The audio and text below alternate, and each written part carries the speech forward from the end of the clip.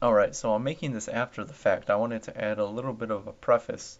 The first thing I want to note is that this is by no means a comprehensive retrospective of the entirety of everything Digi has made as an artist, since I think that is nearly unreasonable considering the amount of actual content that they have made over the past more than a decade, I think, at this point. Mostly take this as a personal retrospective, if anything else. And the second thing, which I think is very important to note, during the recording of this, out of a force of habit, I referred to Digibro with male pronouns, though I try to mitigate this as much as possible, though not with much success. I try to refer to Digi as simply Digi, but like I said, out of habit, I refer to Digi with male pronouns. I try to keep this only for pre-transition type of content, so I will refer to Digibro in the present with a female pronoun, though I will make mistakes. So hopefully that is not offensive. If it is, I sincerely apologize and I did not mean to offend anyone by doing this, and so this is just completely my mistake. I don't know if it just wasn't selling. I don't know if it's because they kind of gave up on light novels. Seven Seas was trying to do light novels in the US before such a thing was popular. And it's not that they didn't exist, but Seven Seas was not doing stuff that was connected to big IPs, the way that like Del Rey would put out a XXX Holic tie-in book or a Death Note tie-in book. Like, that's the kind of stuff they anime, except for from Seven Seas, and it just didn't seem to work out for them. And a pressing thing, because not only was I a huge fan of Boogie talk about light novels and share a lot of his impressions, a lot of the stuff he was saying back then is stuff that I have been saying now that all these light novels have been adapted. He was that level of sort of jade that reflected what the book was trying to say. For instance, he notes at one point that he translated a line as "you're not human" in Japanese "hito de nashi," and he just kind of explains what the connotations of that line are and why it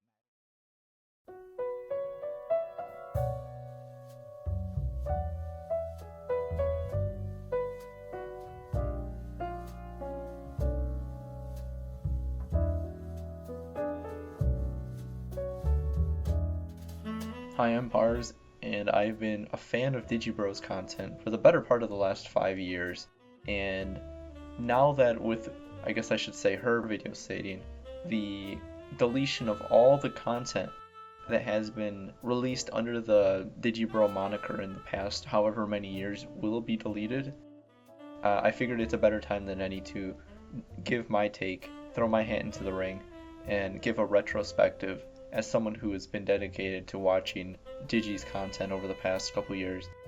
So I figured I might as well start at the beginning, and I think a lot of people, much like myself, who have been invested in Digibro's content, especially the side content, not on the main channel, are people like me.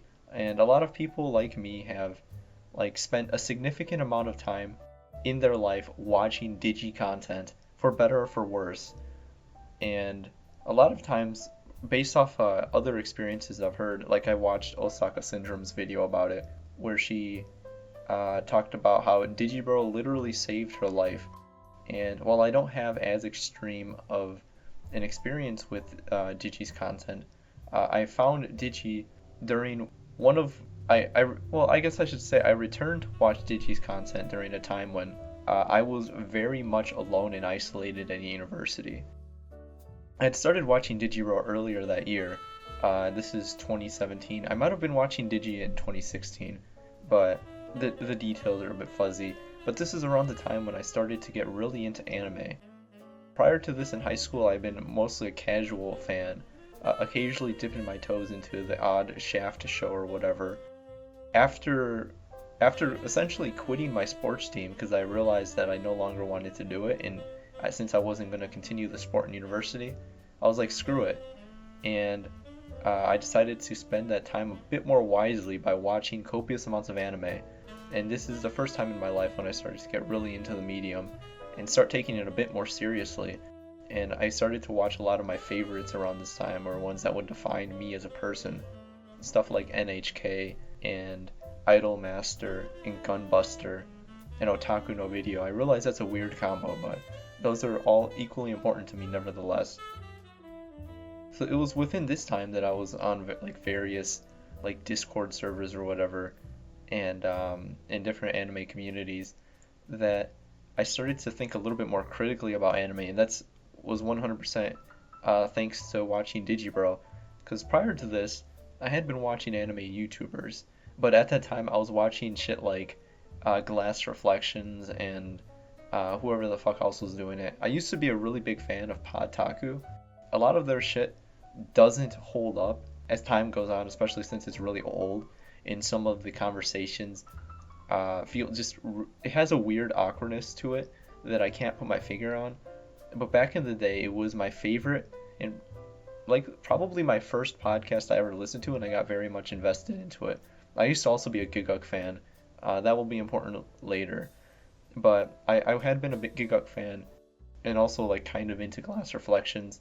I also was into the guy holding reviews. I found him pretty funny, but I think this is besides the point. So it was around this time when I started to get a bit more critical about anime, since I started watching more and exploring more outside the circles I had previously been in. A lot of times within anime communities online, depending on the community, the tastes will be skewed, and in a lot of the communities I was in, it was very casual, and you didn't really see too much serious conversation taking place. But there were a few people making blog posts and whatnot about various shows I had never heard of, and like from directors and like studios I had never heard of or never touched. I was vaguely familiar with stuff like Serial Experiments Lane and Technolize, but I had not watched them at this point. I think around this time I started to watch Digi content, because he at the time, and I think still now, he was at the forefront, leading the charge, so to speak, on analytical anime content online, or at least Digi was the one doing it with the most audience and to the most success. There were other people doing videos, but a lot of them were one-off video essays and whatnot. There had been other people doing anime analysis online. Obviously, Digi's not the first one, but he was one of the progenitors being on YouTube and adopting the platform. So I started watching Digi content around this time, and I was extremely drawn to his style of video because he is someone who is very unique. He calls himself Otaku Gonzo Journalist, which at the time I didn't know what Gonzo sound was, so I just thought it sounded cool. But then I started to realize the significance of this and what he brought to the table, which was more personalized discussion or surrounding anime he enjoyed.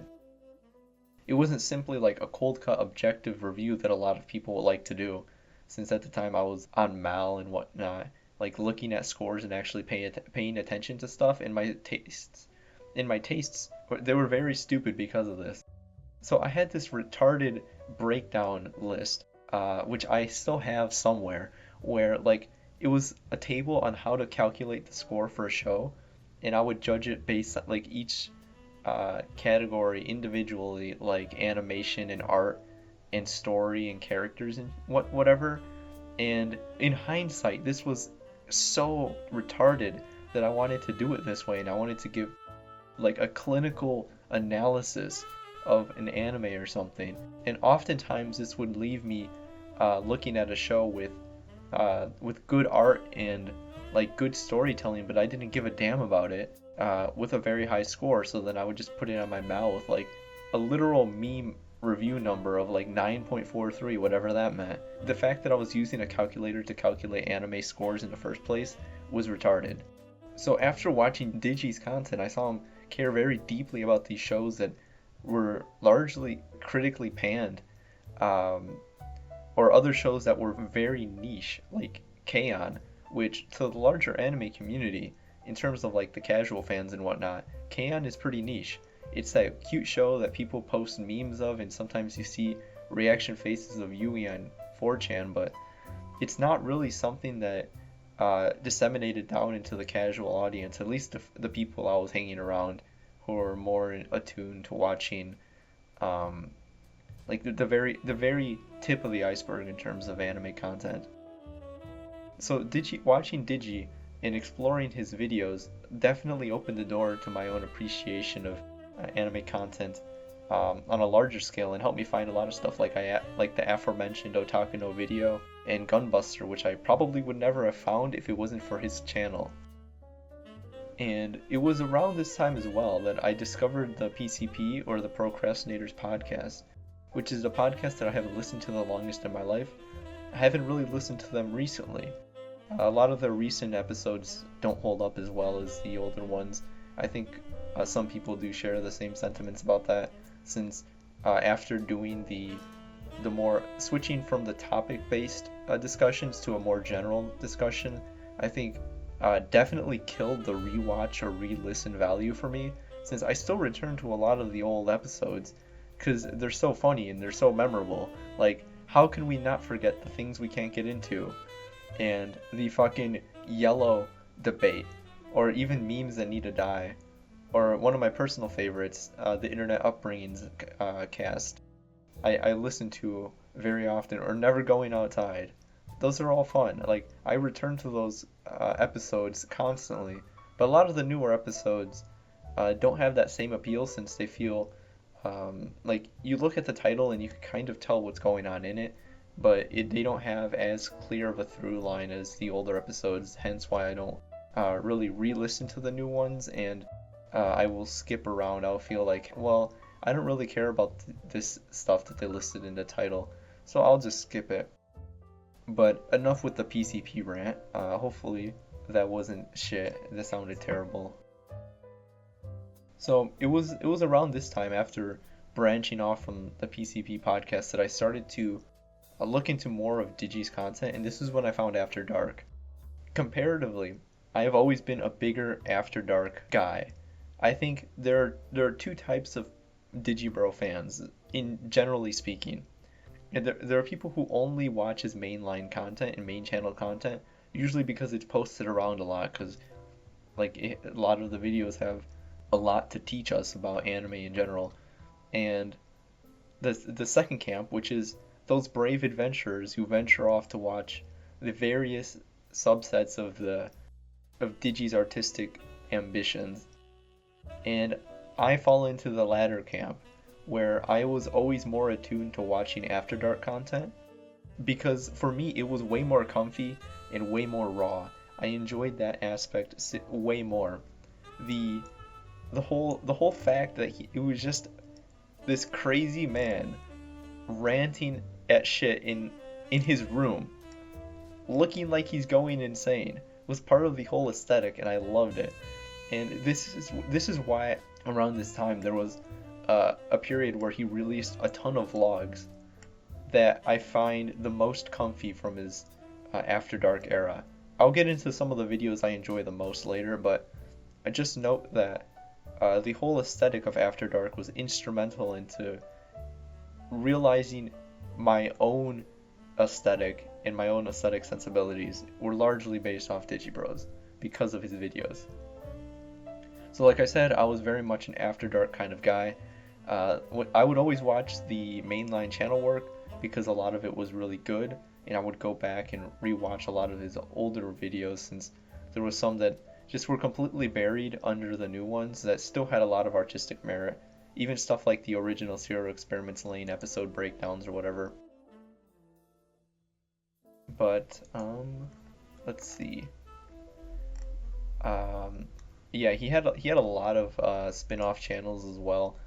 I didn't really go too deep into the spin-off work, but I would still watch them nevertheless. Like, for instance, I know like the amount of people who actually listen to Digi's music is very small, a very small handful of people, but I actually listened to a lot of his stuff. I wasn't a huge fan, or I guess I should say I wasn't the biggest fan of his music, but there was a lot of it that I enjoyed and I think is really worthwhile, and that's coming from someone who doesn't give a shit about hip hop at all. In my life I can't listen to hip hop, especially like mainstream rap, and even just rap in general I can't listen to, because the snares of the beats usually give me a headache if I listen to it too long.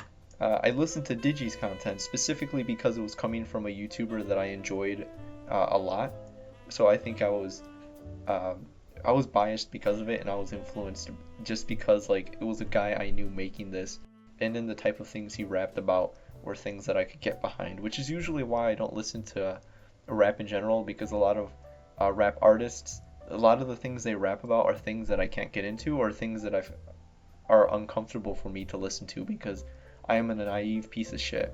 But specifically with Digi's music, I very much enjoyed his album Bedroom Bedrock, especially the song the album was named after, the opening track, which is the quintessential Digibro song and is representative of everything I like about Digibro's content and the reason why I was into him in the first place.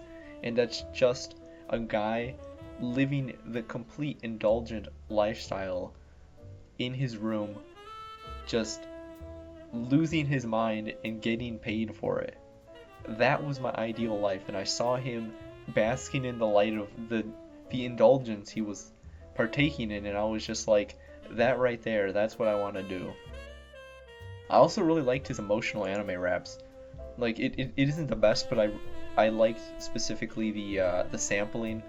I believe it's Yoko Kano. One of them, the Dear Future, he samples the Colter of the Deepers song. Heat Death, he samples that one song from Earth Maiden Arjuna. I think that was Yoko Kano. But that was really good. I enjoyed the samples probably more than I enjoyed the raps, but I think the whole sentiment of emotional anime raps was really fun, since you don't really hear too many anime raps out there, especially ones that are actually worth listening to, and I believe this album was that. He also had another emotional anime raps that I never finished listening to. I've only listened to Faith in Humanity featuring Endless Chess, because Jesse is an awesome rapper in his own right, but I think they when they team up, it's wonderful. The last album I listened to, or at least the last album that I have saved on my computer, is The World Over. And this fucking album is brilliant. Like, I have only listened to it once, but I listened to it for the first time. Like, I was doing laundry in university one day, and I just put on this album because I had nothing else to listen to. And as soon as Cyber Slum Overdrive starts playing, I'm just like, holy fuck, this is brilliant. Like, unironically brilliant. Like, the amount of depth given to each line, each line of the lyrics was given so much thought behind it, and it means so much that you just have to like listen to a line, pause it, and give it some thought, and be like, holy crap, there's something going on behind this. And the fact that I don't think that many people were able to appreciate it is maybe one of the reasons why it's appealing, because it's like such an underground kind of thing. And he also samples Yuki Kajiura, who is my favorite composer, so nice sampling there. But that's Digi music. There is so much Digi content out there. It's ridiculous. And I think that's one of the reasons why a lot of people like me find his content appealing, because there's just so much of it that once you get invested into it, you become invested in his life in the process of doing that. And he leaves so much of himself out there that it's a friendship simulation where you feel like you know the guy without actually knowing him. And I think he has gone on record stating this is something he doesn't necessarily like, because a lot of people treat him as a friend when they first meet him, and he didn't necessarily feel that way back, because like he's like, who the fuck are you? You know everything about me, but I don't know anything about you. So there's that whole side of things. I branched off into weird aspects of his career over the past 5 years or so, mainly sticking to his After Dark stuff. I listened to a bit of his music. I would go back and read his blog, because one of the cool things was is that he never deleted shit off his blog, which I find kind of funny, since Digi now comes out and says that she wants to delete everything that has to do with Digibro. And being someone who has watched Digi content for the longest time, knows that one of the major appeals of the art Digi makes is that it's just out there, and it will never be deleted, and you could kind of use it as a reference point. You could be like, hey, I'm gonna read this old blog Digi wrote when in like 2010 or something, and see how crap it was, and then jump to the present and be like, wow, look how far we've gone. And that was one of the appeals to me, and one of the reasons why I got started writing in the first place. if it wasn't for Digi, I would never have become an anime blogger. I started my anime blog, Artificial Night Sky, on WordPress because I heard Digi started there. So I'm like, okay, I can do this too. And I was starting to think more analytically about anime, and I had no friends, or at least the friends I had didn't give a shit about listening to whatever I had to say. So I started channeling that into a blog. Because whenever I would watch something, I would have like paragraphs of things that I would want to talk about and dissect in the show. And if I would just dump that into a Discord chat or whatever, like no one would fucking read it. So I was just like, well, might as well start an anime blog. Or else, like, I will just have these ideas stewing in my mind and I will forget them.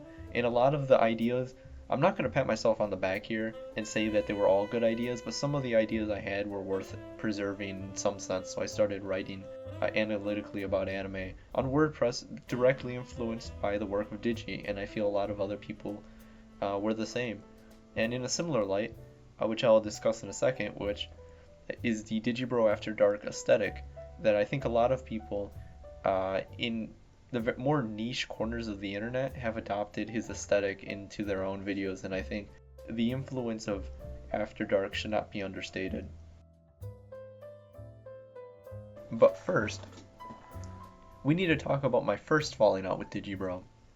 So, I mentioned first because over the course of watching Digi for like past 4 or 5 years, I've fallen out with his content on more than one occasion. And this is kind of funny since like I always would come back to his stuff since I've already invested so much of my time that it's almost hard to just walk away from it. And I bet there are other people out there who have had that same experience. But anyways, the first time was after the infamous Drunken Rant, which is the title is something along the lines of shit talking anime YouTubers for like a half hour. Oh god, what have I done? Something along those lines. And I mentioned earlier that I used to be a big Giguk fan, and he specifically I don't give a shit about the other YouTubers he was talking about. I don't give a shit about Glass Reflection or RC Anime or whatever, because their videos aren't that great to begin with. I would casually watch them because some of the points they would make were good, but like I was mostly just starved for anime content in general, and there weren't too many people doing it. So the people who would do it kind of decent, I would just watch anyways. So I didn't really give a shit about Digi talking about these guys. I'm like, hey, yeah, I'm on board. But then he started shit talking Giguk, and I'm like, hold on, my dude. Because I had a special sentimental value placed on Giguk's videos since he was the first anime YouTuber I found and was largely instrumental in a lot of my earlier memories on YouTube, and early sort of helped evolve my taste when I first started getting into anime. He would make like these goofy reviews, which like looking back on them, they're very awkward and not that well done, but I think there's a bit of comfiness to them that a lot of modern YouTube, that even the shit that he does now, it is so far removed from that kind of stuff. And I feel that the old reviews were a bit more genuine, even if the jokes were cheesy and the editing was bad. I think the fact that he was talking about stuff that he liked, or things that he had something fun to say about, were worthwhile. I can watch the videos. I haven't really watched them in a while, but I think they were fun. But he insulted Giguk in the video, and I'm just like, nah. I even left a comment on that video, which is still there, which I got into the biggest internet argument of my life within that comment section. Reason I say the biggest internet argument of my life, since I'm someone who doesn't comment very often, but I felt like I needed to. I made a really shitty argument, and then someone replied with a shitty rebuttal, and it went on in this disgusting cycle for far too long until I just gave up, and I'm just like, fuck it. Because it was actually making me pissed off. Why do I have to justify myself to some random guy in this comment section? But anyways, the funny thing is though, fast forward about 4 years, sometime around last year? Or the year before, I guess recently, I think it was right in the beginning of 2019, or maybe I think it was at the beginning of 2019, where Giguk was making more videos. He like quit his job or whatever, and I was watching them, but they weren't that good anymore. They weren't as funny as, at least as funny as I remember. I bet the majority of his content wasn't that funny to begin with. The reason I find his older stuff good is because I have sentimental value attached to them. He released a retarded video. I forgot what it was. It doesn't matter. And I was just like, Giga is shit. Content is absolute garbage. And I start to look back and I'm just, I didn't really like that video. I completely skipped that upload, and I wasn't even notified, or I had turned off my notifications for his videos after a string of some disappointing. I give up on this. I don't need to watch his content anymore. So I guess things came full circle. That probably the points Digi was making in his rant were, probably valid. I won't say they're valid since they were highly opinionated. I think what he was coming from this video was fair. That the fact that, like, you can't be immune to analysis just because you make analysis, kind of thing. So he was coming from the right place, and I respect for what he did. I respect him for putting that shit out. But like the kind of blowback he got, I think was probably fair, but at the same time I think a lot of people like me misunderstood what he was going for, because he says one thing that attacks a person that we were a fan of, and we're just like, nah, we're not having this shit. But we were just all being fanboys. So Digi was coming from the right place, I think.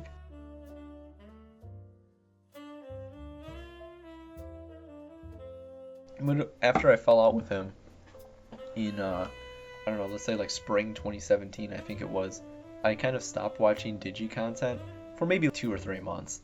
But then I came back because I was watching, I feel like it was the old ass anime cast that brought me back.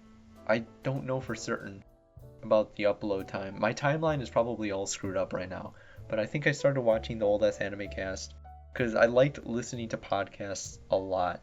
I really enjoy listening to music, but when it comes to it, I really like to have a podcast just on in the background. And I would like to listen to podcasts when I walk to work that summer. So I started listening to the old ass anime cast and eventually listening to the PCP again. Actually, you know what? I don't think I ever stopped listening to the PCP. But whatever, that's besides the point. So I started listening to the old ass anime cast, which is one of my favorite Digibro videos. Or, not specific, it's not just one video, it's a series of 13, I believe, where he discusses his memories about like specific anime, ranging from a certain show he talks about Dot Hack generally as a franchise, but he talks about like Ava as a specific show, so just whole genres and umbrella terms like Yuri and Moe. And it was because of these videos that I realized what the heck Manabi Straight was, what the heck Hidamari's sketch is, and it gave me more insight onto who this person was, and it started to get that ball rolling into my Digibro obsession, I guess, where I became incredibly invested within everything he was doing in his life. But we'll get to that in a little bit. So after getting back into the old ass anime cast, I started to watching Digi content and be like, he might have said some things. He's definitely said some things, but I mean, if I keep holding him to those things that he says, that there's so much other content out there that he's made that is more valuable that I'd be missing out on just because I'm holding this petty grudge, which I think was an important lesson for me, separating the art from the artist to a certain extent, which is kind of difficult with Digi specifically since he is someone who is intrinsically tied to his art. So a lot of people who just like Digi will enjoy his art a lot, and then on the other hand, people who hate Digi probably will also hate his art. But I think there's some degree of separation for me that is important to learn, and I think this was the first instance of me actually learning this, since I never really experienced it anywhere else. I never really followed pop culture icons or big like American artists or whatever, it doesn't matter. I had never really followed a person's life so closely as this, that it's inevitable. You're never going to agree with every single fucking thing someone says. So I think it was definitely an important lesson to internalize at this point, where you don't have to agree with every single thing someone says, because if you do, you are no longer yourself. There's no possible way that you and another person are completely 100% compatible with opinions, because that would just be wrong. Something there is not right. Like either you're bending your own opinions or they're bending their opinions to something else, or something's whack. And realizing this was just like, all right, he might have said some things about a content creator I enjoyed, and I took them too personally. Fuck it, I'm just gonna watch this shit now. I give up. So I started to get back into Digibro, and around this time, summer had ended, and I started university for the first time. Not to get too weirdly personal or anything about this arc, but I started university. I had a couple online friends, like hanging out in Discords and sending funny pictures back and forth and shit. But ostensibly, I had no friends. I started university fully expecting I'm probably not going to get any friends. As luck would have it, I didn't find any people. I did make a sort of a vain attempt to try to connect with other people, but I realized I was too weird for the other people, even like in going to the anime club and whatnot. You go in there and you start talking directors and studios, and people look at you like you got two heads. And I knew that was a red flag there, if anything else. If you go to you go to the fucking anime club, which should be the cesspool for all the autists on campus, and you go there and they're normies fucking talking about parties and hanging out, and like they're talking to girls and shit. People don't know who Hideaki Anno is. Like you can't, dude. You fucking can't. I couldn't handle it. I'm just like, screw this. I'm out. And I went to go hide in my dorm room. During this time when I would hide for long periods in my dorm room, it was usually characterized by me watching a fuck ton of anime, since I had so much time. Contrary to popular belief, a lot of people say that when you go to university, you don't have time. There's that infamous graphic where you have to choose between. It's like you can only choose two, and it's like social life, good grades, and sleep, and you can only get two. I sacrificed social life and sleep. I got really good grades. School's fucking easy, dude. If you're taking gen eds, you hardly have to put into any work into that. And even when I started major classes, it was all shit I already knew, because I was already pretty deep into the technology major I was doing, just based off tinkering I did when I was a teenager. I had so much fucking time because I was just not sleeping, and I was just like, I could watch anime now.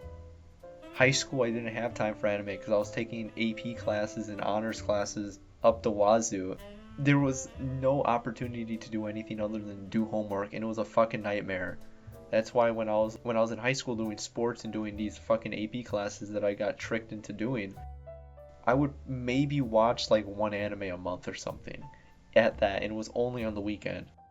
And there was other things like prioritized over anime, like playing video games like TF2 with some friends or whatever, or YouTube, or just jerking off or whatever. But going into university, I just had so much time in the afternoon. I would finish my classes and it'd be 2 o'clock in the afternoon. I have more than 12 hours at my disposal. I have no fucking work to do. So you just watch all the anime, watch all the YouTube. I just started consuming all the media I could. And it was perfect around this time that I was starting to get back into Digi, because Digi, as we know, has massive amount of content that you could get into, and if you're already predisposed to liking his type of art, then there's no end to the amount of shit that you could get into with him. So I started to go really deep and down that after dark rabbit hole and listening to all the fucking podcasts he's done. And it was during this time when I started to find my most fondly remembered videos of his. This is the Pajama Pants arc. This was a time characterized by what I realized. It was like November 2017. I remember distinctly because I think I wrote a message on like my Discord channel or something, signifying this event. And it was where I realized that no one gives a shit about you. A lot of times people go living their lives thinking that, what is everybody else going to say about me? But I realized that no one actually gives much of a shit about you, and even if they do, they're not going to tell it to your face. So you can just do whatever the fuck you want and enjoy doing it, because that's the most important part about like living in general, that if you're not living as you're doing something wrong. And I think this is the line that normies and Ryajus can never cross, because they place the importance of the opinions of other people far too highly. And I realized this through a mixture of two sources, though stemming from one. Those two sources being Lucky Star and Digibro. Because in Lucky Star, Konata just does whatever the fuck she wants. She's a shameless otaku and proud of it. She wears her pride on her sleeve. And in much the same light, you see Digibro just appearing on YouTube. Unlike anyone else on YouTube, you see the normie side of YouTube. Everybody is all clean cut and shiny and like they got all these fancy lights and a set and it looks like a fucking hospital. How sterile everything is. And you see Digibro like fly in with like, you got the incandescent lighting of his room that's usually poorly lit. He flies in with his sunglasses and his long ass hair and beard and whatever anime t-shirt he's wearing that day and pajama pants, just going on about like whatever topics. And I'm not gonna try and make this out better than it is. He looks like a fucking weirdo, but then I realized myself that doesn't really matter. And I look weird anyways too. I'm a fucking weirdo too. I'm obvious, like I'm not a normie for a reason. So I started to internalize this fact that like Digi doesn't give a shit about like whatever other people say. Or he's gone on record to stating how he will walk into like Barnes and Noble with his pajama pants and My Little Pony t-shirt and go straight to the manga section. Of course this guy is going to the fucking manga section. Of course. And like that was so funny to me, but it was so poignant at the same time. It was such a novel idea that I was just thinking this, I could wear an anime t-shirt in public. Why the fuck am I not? Because up until that point I had been very much conditioned by the whole anime sentiment of hiding your power levels or whatever, which I think is completely retarded now. There's no benefit of hiding your power levels if you're already an autist to begin with. There is no difference between someone who's a spurg in public and someone who's a spurg in public with an anime t-shirt. Because they will just assume the spurg is already into this anime shit. And just wearing the anime t-shirt just confirms their suspicions. So I started to not give a shit about myself. I shit you not, I started to try to grow out my facial hair and started growing out my hair long. I'd already been starting to grow out my hair since I think in like the previous year I watched the Lord of the Rings trilogy by Peter Jackson, and I was just like, fuck yeah, dude, I want to have long hair. I like metal. I like Lord of the Rings. I'm a nerd. I want to be that one guy with a ponytail. And watching Digi and seeing him appear with long hair and a beard, I'm just like, that's a cool aesthetic. I'm gonna do that aesthetic. So I kind of co-opted his personality, not his personality traits, but a lot of the look he was going for. And it sounds kind of weird, since you look at Digi and he doesn't present his life in the best way possible. If anything, he presents it in a very voyeuristic light. He's very raw about how he presents himself, and he doesn't hold any punches. And you look at his life, and a normal person would be like, that's weird and that's not good. Traditionally, and from a mindset of like a normal society dweller person, you would take one look at Digi and be like, he's a weirdo and he is living life wrong. He doesn't have a 9 to 5 and he looks weird. But to me, Digi was someone to idolize and be like, hey, this guy is living the life I want to be living right now, but instead I have to be going to fucking university and getting a degree. Why can't I be in my room ranting about anime? And this was largely the appeal of After Dark for me.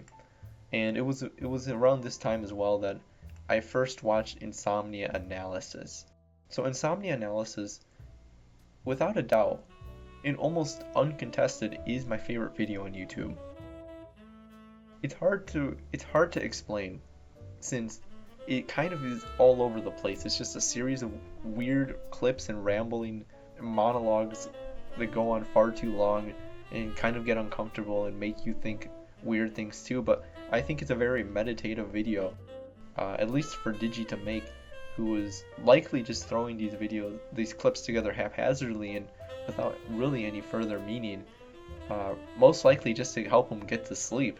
When I first watched it, the whole aesthetic of the bearded face with sunglasses emerging from the darkness, and this man wearing a bathrobe rambling about a breakfast sandwich for the opening part. I'm just like, this is it, dude. This is what I want a YouTube video to be. And I have since watched it so many times that I know all the individual clips of it. And then Insomnia Analysis 2 as well. Insomnia Analysis 3 as well. Like all those that trilogy there is timeless for me. And it was around this time that Digi made a lot of my favorite videos. Let's see here. Like actually even going back as well. I was very into the whole idea of just him just doing shit in his room. I watched the entirety of Digi's Crib, which are the oldest videos on his channel from about 7 years ago, it seemed. And this is a long ass series of videos just talking about every single fucking thing in his room that was there 7 years ago. I'm obsessed with people's rooms, especially like otaku rooms. The fact that this guy went into his room and just cataloged every single thing in it in a video form. I was just like, well, I guess I gotta watch this now. And it was awesome. That got me into collecting anime. I have a collection because I saw Digi's collection. I'm just like, that's sick. I love anime. I have a job now. Why the fuck am I not buying all these anime? Why am I not plastering my walls with posters of little girls in swimsuits? There's no need for hesitation anymore, or no reservations, just liberation. But yeah, he made a lot of important points to me that I internalized, like how people never use scores right. I had been one of those people never using scores right myself. I had that retarded spreadsheet like I mentioned before. But after watching this, I'm just like, you know what? I'm going to judge everything on my enjoyment alone. If I'm not judging the anime strictly on the merit of how much I enjoyed it, then what's the point of giving it a score? If every other person thinks it's a 7 out of 10 and I give it a 7 out of 10 because the dude next to me says it's a 7 out of 10, well, I guess it's a 7 out of 10, then what value is there in me giving the same score? Sometimes that will align and I will also think it's the same score that everybody else is giving it. But sometimes I think it's really fucking good. Or sometimes there's a show that comes out that I think is shit. And why am I giving it... Why if I didn't enjoy watching this show, why the hell am I giving it such a high score? It doesn't reflect my actual appreciation and enjoyment of the show, so what's the point?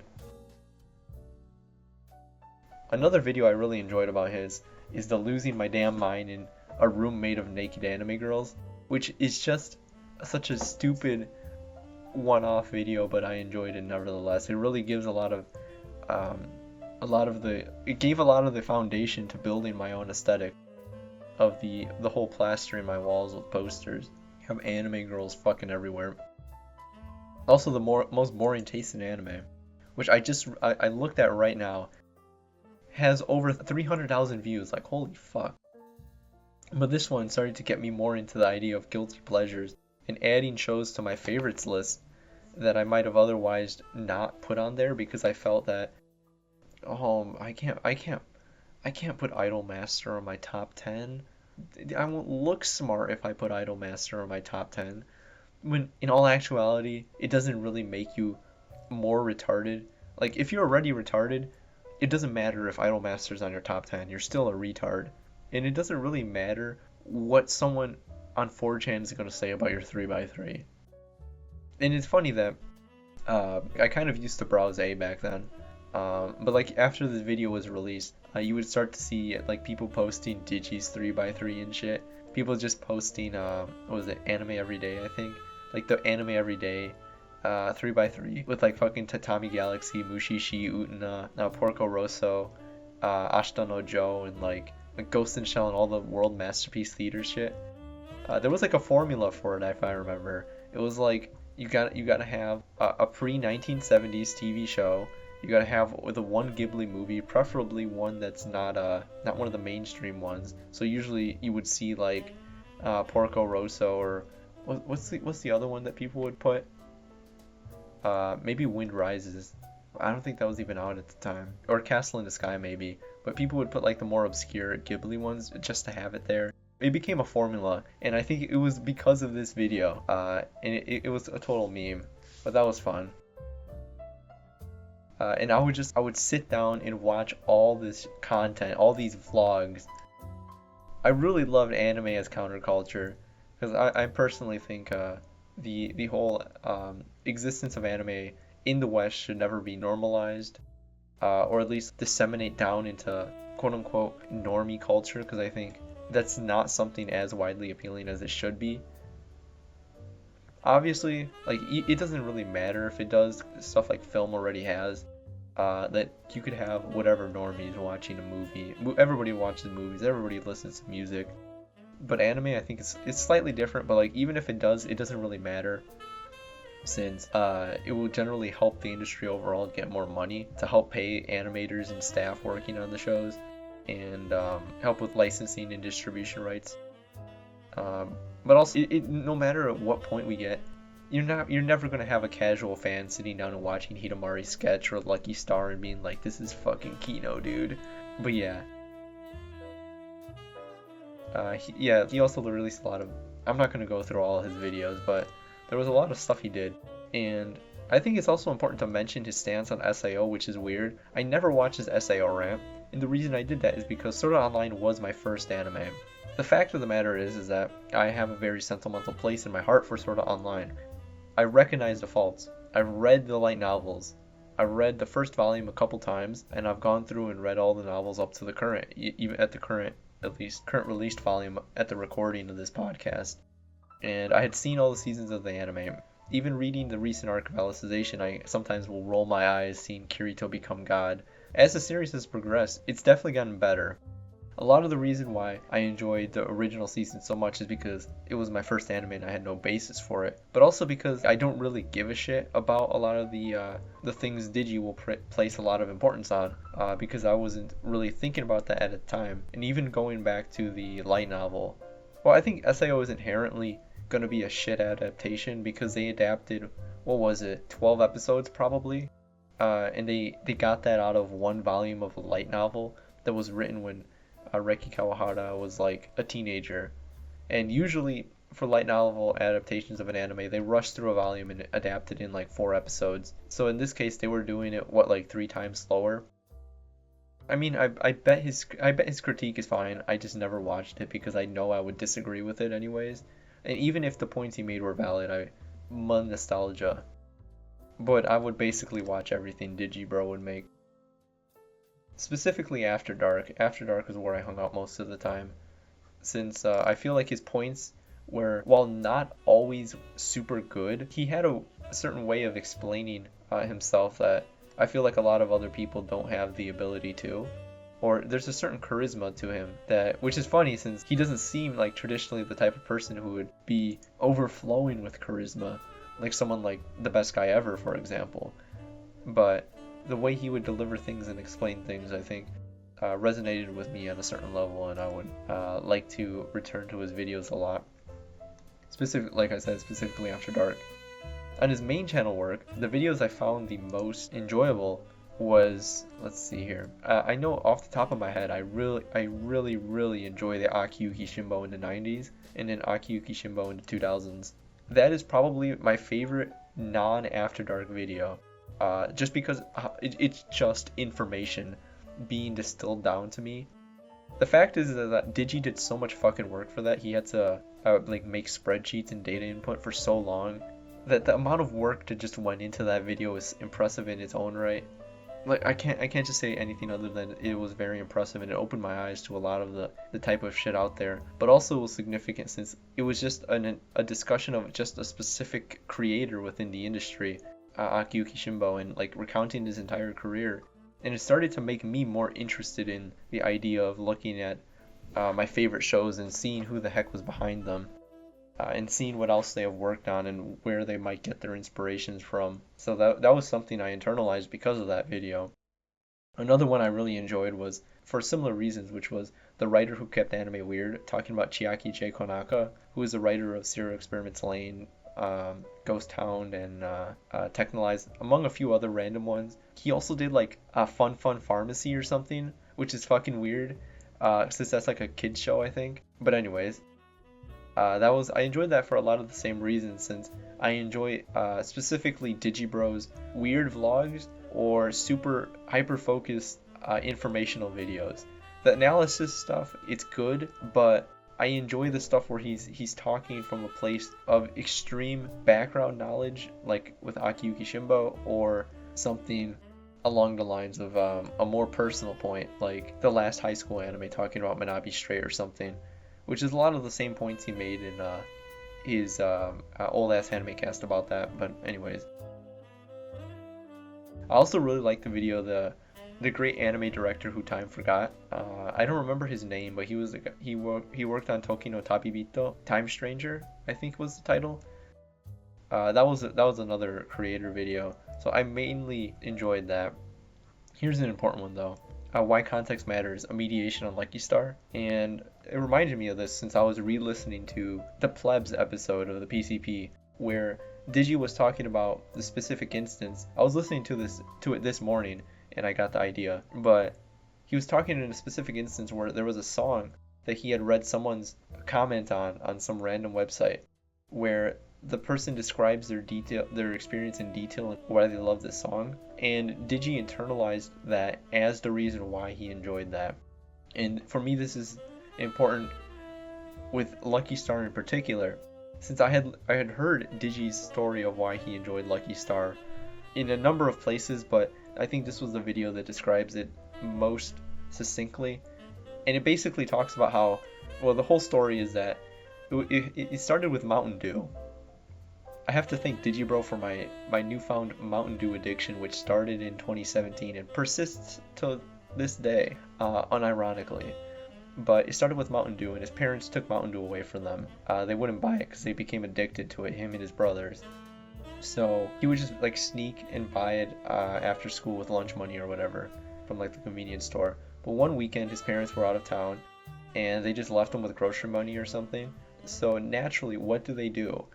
He invites his friend over. I think it was Dan-san, who was the one otaku friend he mentions a lot, who was a hikikomori. He invites him over. They get a bunch of fucking Mountain Dew and they marathon Lucky Star overnight, just drowning in dew. And they have the anime Suki thread open, which discusses the references. And it was this experience. It's part of the reason why I love Lucky Star so much, because the first time I watched Lucky Star, which I think I'm just going to explain it here for the sake of not having things in a bunch of places. I watched it a weekend when my roommate went home for the weekend, so he was out of town. I had the dorm all to myself. So what do? I keep the blinds closed. And they have these like giant curtain things that block out all sunlight. So I just blocked all the sunlight out. I stayed in my room in the dark, wore my pajama pants and Haruko Haruhara versus the World t-shirt, which I bought because I saw Digi wear it. Also Ben Sate has it, and I was like, this is an awesome shirt because it's a crossover between Fully Cooley and Scott Pilgrim versus the World, which are two series I enjoy immensely. So I had to have it when I went to my first con. So I was wearing that with some pajama, walking around being weird. And I was watching Lucky Star that weekend. I was just doing nothing but eating pizza and drinking Mountain Dew and watching Lucky Star and occasionally like flipping between the anime Suki thread, which I think I knew about before Digi mentioned it. Like I had bookmarked it or something. Because if you just search up like Lucky Star references, the thread is one of the first search results in Google. But I was inspired to do it because of this is what Digi said, so I mirrored my own experiences of watching the show after what Digi did, and I think the two experiences of my own, just being alone in a dorm room and having the time of my life watching Lucky Star drowning in Mountain Dew, and then Digi's basically doing the same exact thing except with one of his friends, like those two experiences were modeled directly after each other. I have as much to thank Digi for my enjoyment of Lucky Star than I do my own experience, like the experiences outside of just the actual show itself, which is fucking awesome. I rewatched Lucky Star recently and it still holds up. It's still the best thing ever. I love Lucky Star. Oh my god. So I think I should mention a few other important videos, series, things of his before I start to wrap things up here. So I've already mentioned Insomnia Analysis, and that was very important for me. But another one of the most impactful just media experiences in general is Digibro's Decompression Chamber, which is kind of an audio diary of his life. it's so candid in the amount of information he's just giving about himself and talking about, and he's so open about the things he discusses that for someone like me who had no friends in university and so much fucking time, I would just walk around campus in October and November when it's fucking freezing and there was nobody around outside on like a Friday because most people don't have classes on Fridays.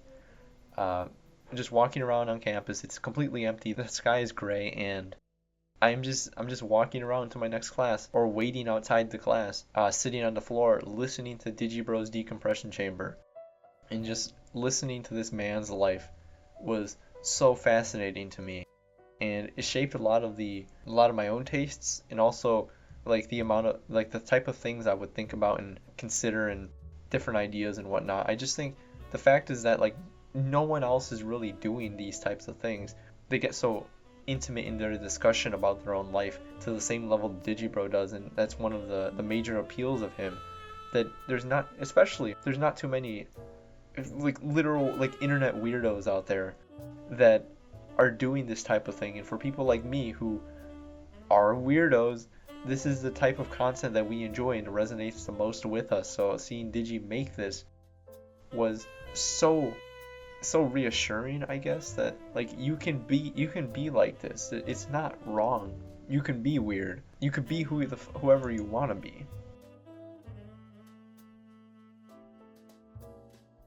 So my favorite episode is the decompression chamber for November 22nd, and I think I was watching them concurrently, or at least like somewhat concurrently as they were like on the dates they were supposed to be airing. So like on November 22nd or whatever, on that actual day I listened to that podcast, even though I think it had been out before then. But the November 22nd one is where he goes into uncomfortable detail about his depression. And it was around this time as well that I was slipping into another depressive spell. I had been depressed the majority of my time in high school for a number of external factors, but I don't really want to get into that. But like just hearing Digi's story and him being so open about his experiences, and like even the most uncomfortable of them, that he since doesn't really even consider them to be like a part of the person he is now. Even if he didn't think it was important for him, I think for other people like me who had probably been feeling things like this, listened to it and were just like, wow. It was just like such a profound experience that I think can never be replicated the first time I listened to this episode. But I just really like listening to him tell stories about his life. That's why I also liked the Digi dailies. But by then I was already starting to stop watching as much as I had been before. And like I mentioned as well, I like the old ass anime cast. Mainly videos that were long and Digi just talking. So in the years that followed after 2017 or so, I started to get really weird myself, and I stopped watching YouTube for a long time voluntarily, and I didn't really return until a while because I went through like my own weird phase. In the tail end of 2018 was the worst year of my life, and I wasn't watching Digibro during that time. I was really only watching anime and listening to music. I really kind of stopped watching Digibro after that, after when I transitioned into university and like I settled down and stuff, and I think I had, I guess, exhausted the type of videos I wanted from him, and I sort of stopped watching Digi. Though I still remained subscribed and would watch the occasional video that would tickle my fancy, something that sounded interesting or had something more to say about the industry as a whole or something like that. All those informational videos were always my favorites. But since then I haven't really gone back and watched, though I will say I have rewatched videos. I have playlists on my YouTube where I'll just add all of my favorite Digibro videos there, which I guess like I'll put like a link down in the description or whatever here, where a lot of my favorite videos of his, and or like just the points he makes in them are things that I found really resonated with me a lot, or the videos just themselves were very comfy, or videos that I would consistently go rewatch for whatever reason. Though the vast majority of them are After Dark videos. Though I kind of, so that's like with the recent events, when Digi started to transition, that I really didn't know what was going on. I wasn't invested in the current narrative arc. I think the last video I had seen from Digi up until that point was the neurotyping video, or the autism spectrum video is what I mean to say, which was good. Like, I liked it a lot. And I think he still had a lot of content that I enjoyed. I would also like randomly watch his rants. Like, I would just go in there and scroll through and see what rant he was doing. Because those are pretty short to watch, and sometimes he talked about random shit that he would never talk about before in there, so that was kind of cool. But I kind of really wasn't following much of what he was doing, though I was still kind of listening to the PCP, though starting to fade out of that as well. Not for any specific reason, but I just wasn't really listening to as many podcasts, and the overall quality of the PCP wasn't drawing me in or anything. So like I said, with recent events and Digi transitioning, it kind of feels like the end of an era for someone like me who has been following them for a bit. Obviously not as long. There are some people who have been following them since the blogging days on WordPress or even the Pony days, which I never was part of that time. Though I did start watching a bit of My Little Pony because of Digi, and I enjoyed the first season but never really watched after that. But it was just another facet of his life and his overall experience that influenced me. So where does that leave us now? I guess with some takeaways here, some things that I learned from watching Digi, since he didn't start making videos to like give people life lessons and to convince people to live the lifestyle he was living. Digi started making videos and making content online because he had a lot to say and he could deliver it in a good way. But it's just that his own ideas and morals and conclusions he reached in his own life were things that were intrinsically tied to the type of analysis he was making and the art he was making. So I guess like the funniest thing is I became addicted to Mountain Dew because of Digibro. I had been into Mountain Dew before.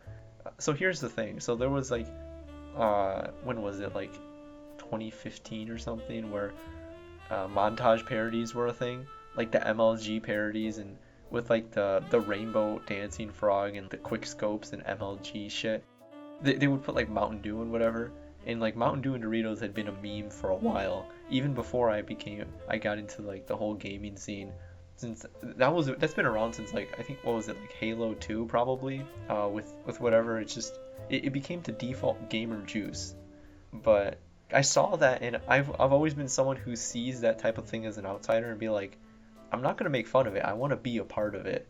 When I see like neckbeards, and I want a fedora. Fedoras are cool. I want to be a neckbeard.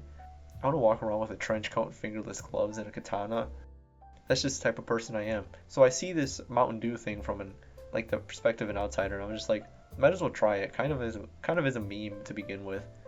I started drinking Mountain Dew, and I'm like, this is pretty good. I was never really a huge soda person in my life, since I don't care for Coca-Cola, or I think Sprite is awful. It's like the worst drink. I started drinking Mountain Dew, and something about it, like, it's like super sweet, and it's basically a juice but with carbonation, and I was just like, I can get behind this, and over time I became more addicted to it. But it wasn't until listening to Digi talk about it and the whole aesthetic. It's like the most retarded thing to get addicted to, but that's what makes it so special. And it also goes really good with Doritos, which is my favorite chip. So I unironically drink Mountain Dew and eat Doritos. I largely shaped my whole otaku identity around, or because of Digi, that there was just, like I said, there was just this crazy internet hobo person just in his room full of anime shit, and I'm just like, what's there not to like? I just saw that lifestyle and I wanted to apply that to my own, because I just saw that in like never before, hanging out on various forums or whatever, and you see the type of things people find aesthetically pleasing, like the whole minimalism thing that was kind of a design trend for a while. I don't understand it. I don't like seeing white walls and furniture and stuff. It looks like a fucking hospital to me. A lot of the design trends people follow, like the generic comfy stuff, it's obviously appealing to a certain extent, but I see this room that's lined with anime posters and DVDs and manga, and I'm like, this is the kind of aesthetic I can get behind, the maximalist aesthetic, and I decided to adopt it because of Digi. If anyone else could have presented that, but I think because I was already predisposed to watching Digi content, and when I saw this, I was more inclined to adopt it myself. And just the overall getting into like cute girls shows like Lucky Star I mentioned, and K-On, along with a few others like Hitomari Sketch, and just starting to get into moe anime in general, because that's when you cross the line. You watch K-On and you cross the line. You're no longer a normal person. You've already fallen pretty deep into this anime shit. And then once you start watching Hitomari Sketch and Lucky Star, you've gone off the deep end. There's no salvation for you now. You are an otaku. And just internalizing that fact that I'm an otaku loser, and instead of saying I'm an otaku loser, it's like saying, fuck yeah, man, I am an otaku. And that largely stemmed from stuff like Otaku no Video and being proud of whoever you are, regardless of how others might see you.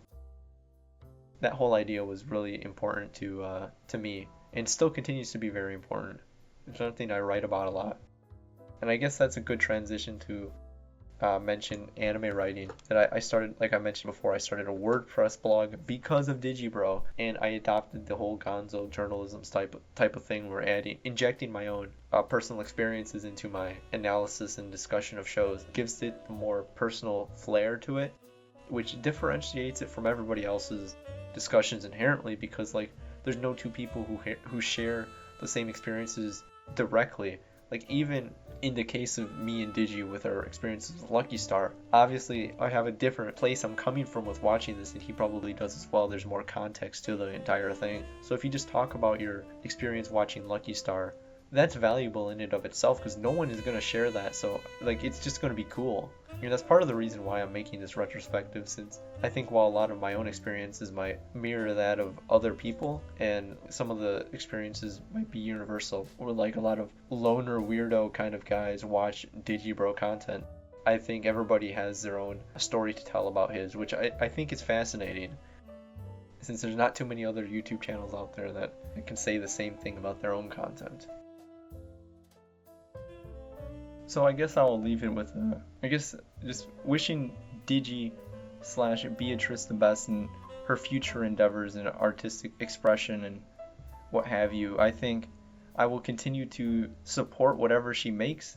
Like, obviously I have my own reservations about that, since I still think the whole fact of going about and deleting all your content is wrong, but I mean, I'm not her, and I still believe in the fact that the content creator has the final say. Like, it is their shit they're making out there, and we're simply just following it. We really have no right to say anything about it, and I respect that whole sentiment of I don't give a fuck. I will make what I want. So I wish you the best, Beatrice. I guess if you're happier, that's all that matters.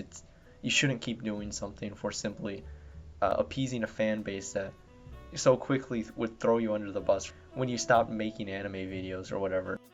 Even if I've had my own falling outs with her and don't see eye to eye on every single thing, I think it doesn't really matter. Digi should never be catering to a specific person. If Digi catered to my taste, I don't think I would find the content as appealing as I do now. It challenges your own ideas, and I think that's one of the most important takeaways to this, and one of the most important parts of Digi's entire identity and style, which was analysis, which should be the idea that you could bring different type of opinions to the table and have a discussion about them, not just see someone say something that doesn't sit well with you and yelling about it in your private Discord servers where you have your little echo chamber. It's a thing that should be brought out into the open. You should consider it and be like, well, I don't agree with that, but let's see what she has to say about it. And I think that extends to her content as well. So, like I said, best wishes. I'll continue to watch, see what you make. And I guess that's about it for my Digibro retrospective that went out way too long. I probably had way more to say than I actually said. I obviously didn't talk like individually about each video, because that probably would have gone on forever, and I haven't seen everything Digi's made. I don't think anyone ever has. There's a lot of different facets I never went to listen to, and like certain other opinions that I reserved. I don't see eye to eye with Digi's stance on drugs and alcohol, which is something that I don't agree with in my own life, and something I don't partake in. But who am I to say that he shouldn't do that? Like I mentioned previously, I'm not going to stop watching Digi simply because there's like one little thing that makes us like disagree. Just because he drinks and I don't doesn't mean I should just stop watching, because that would be retarded and that would be acting like a child and would ultimately make you miss out on a lot of shit. So I think overall, through watching Digi through a lot of the formative years of my adolescence, up until adulthood now, being 21, almost 22, was a really valuable experience. And like I said, I don't think Digi really intended for any of this. Digi was just being Digi. But by complete happenstance, I think it changed the lives of many like-minded people who probably didn't have confidence nor the ability to articulate exactly what he was saying, or they might not have reached those conclusions, but the conclusions he reached resonated with a great number of people that he might not even realize or never did realize. So thank you for that. So what's the punchline? Digibro changed my life whether I want to admit it or not. You see, there was a time before I got into Digi content and a time after. And in the time since starting watching his content, my life has been irreparably damaged, but also completely changed direction that I feel more confident in saying that this is me. Before watching Digi, I was in high school. I was basically like a borderline normie. I hadn't really built much of an identity for myself. I was very casual and very much a Philistine when it came to a lot of these more artistic things. Then, I would waste my hours reading Ask Reddit or watching whatever top anime are on my anime list or whatever our anime says is popular that season. But I started to cultivate my own tastes and preferences the more I spent with this type of stuff. To an outsider, they would see my life and say, watching this guy was a terrible, terrible mistake. He was such a bad influence on you. Look at you. But that's not the way I look at it. That's just the way they perceive it, because they perceive Digi as, I don't know, like a failure or something. But not to me. Like, this is gonna all sound really cheesy as fuck, but like, without Digi, I would be in such a sorry state. I would have no ability to think critically about the things I enjoy. I wouldn't be as into anime. I wouldn't care about video games. I would just be passively consuming stuff and doing whatever Reddit told me to do. I definitely think I would be dissatisfied with my life. The reason I'm so satisfied now, even if I'm going in a direction a lot of people might perceive as going the wrong way, why are you going so far down this otaku rabbit hole? It's because they don't understand. They don't get it. And I guess I have Digi to thank for that. So thanks for ruining my life. I wouldn't have it any other way. And I was staring at this, and look at her neck. Her neck does not look like it can support her head that way. You can stare at this picture all day and be like, wow, hot cat girl, but then as soon as you see the neck, you're just like, no, I can't deal. It drives me fucking insane. Look how low her hand is. Like, her crotch should not, like, if the implication is that she's like masturbating, then her crotch should be up there somewhere. It's a pretty good looking case, but that just doesn't make any sense. It looks completely wrong. And I have to stare at, that's what I think about. People think, oh, he's got a thing on his ceiling. He must just be constantly jacking off to this thing. No, all I'm doing is staring at it and thinking about how it doesn't make any fucking sense. I've lost my fucking mind. I've gone completely fucking insane.